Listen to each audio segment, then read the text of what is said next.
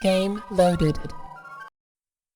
Hi, and welcome to an edition of Lessons Learned with your host, Rafael Piñero. We're going back to the Wasteland, to the DC Wasteland once more. This time around, we're going to be talking about the Sandbox that Bethesda created for Fallout 3. Now, what's interesting about this particular Sandbox is that it reminds me of something I observed back when I was playing San Andreas. I remember that when I first played the game, like most times I played Grand Theft Auto games or other Sandbox games, I found the world to be huge. It was immense. It had 3 cities, it had a lot of green space in between, oceans, boats, a lot of things to do. But as I played the game, I realized that the world sort of shrunk. Once I realized how to get from one city to the next rather quickly, the shortcuts, driving, the flying, vehicles, etc., the world felt smaller and smaller. Not only that, it felt kind of flat. It felt like I was traveling through the backlot of a movie studio, as opposed to, say, real street and what have you. Mind you, of course, the graphics today are dated and therefore kind of hard to believe that any of that is real, but at the time they were pretty good, except for the character models. The flipper hands just didn't do it for me. A similar situation happened when I went and played Saints Row 3 and 4, especially when then I played Saints Row 2, which had more primitive graphics, but had more depth to the map. And what do I mean by depth? I mean by depth that these games did not have a lot of locations to interact with in the map. A lot of the doors and a lot of the places that I expected I should be able to go into and things I wanted to interact with just were not available. Bethesda games do things differently. In fact, one of the things that Bethesda games throughout their history have done is put a lot of dungeons and locations and buildings you can get into, etc. And Fallout 3 in particular has a lot of these. Some of them are a bit cut and paste, like the tunnels, but it has a lot of these locations. So as you go through the Wasteland, there's a lot of places you can investigate, explore, etc. And they're festooned with monsters and garbage and interesting bits of lore, which I will go back to in a minute.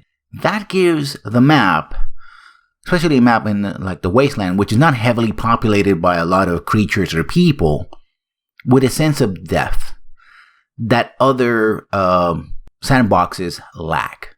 Now, mind you, if you go back to the example of San Andreas, that game and that map not only was bigger, but also was deeper. It had more locations to interact with. It had more places to go into and do things than the games that came before it. Same thing with, you compare Grand Theft Auto 5 to Grand Theft Auto 4.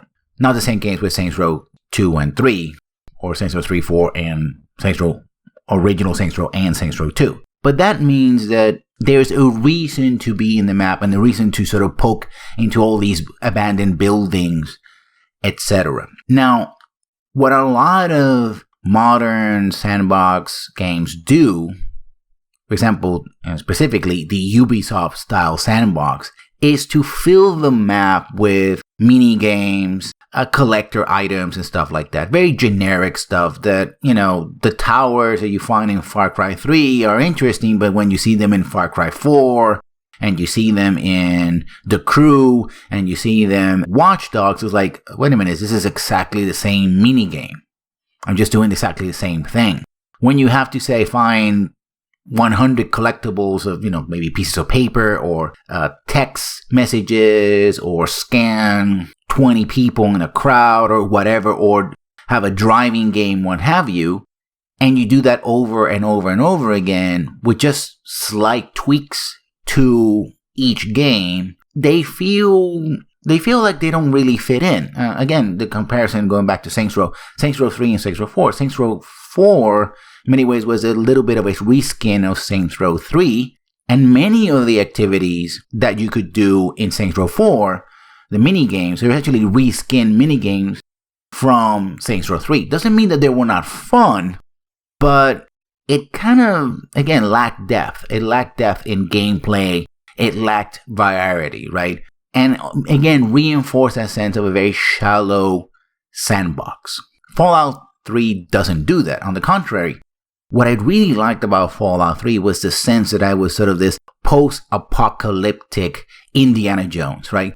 This archaeologist going through these ruins and finding clues about how people lived shortly before, during, and even after this great Holocaust that created DC Wasteland and created the world of Fallout. Some of them are, kind of break suspension of beliefs because, for example, or disbelief, because, you have computers that are supposed to be working for hundreds of years and et cetera, and lights that should be off and whatnot. But there's enough there, enough detail, that it gives you a sense that this setting has a history. It gives you a reason to go to these locations other than just getting experience points and treasure, weapons, caps, etc. It also gives you a reason to, find out what happened, and in each location, and many locations have very particular things. Some of them are pretty big, very detailed, like the backstory of a company that was selling weapons to the Chinese and then got raided by the feds shortly before the war, or the logs of an all-female National Guard unit that survived the Holocaust and slowly, in the days and weeks or so after, the bombardment, basically broke apart. It just collapsed under the pressure of trying to survive in this new world, and you don't know if any of them survived, right? Or the way each of the vaults that you discovered was engineered as a social experiment with horrible consequences in most of them.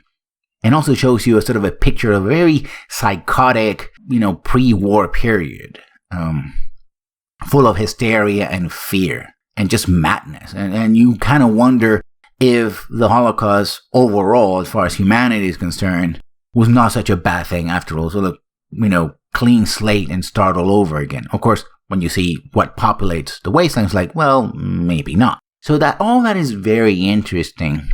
In fact, the only minigame that Fallout 3 has explicitly as a sort of collector's game is a collection of bubbleheads.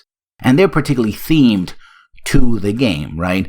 They're stuff that you want to see and find out in the process of playing the game, because they give you specific bonuses to skill and or stats. And they're just sort of the sort of thing that, kind of toys that you would see survive in the Holocaust. And they're, of course, thematically linked to the vaults and the story of the main character. Overall, this is a great example of how you can use a narrative element in support of the story.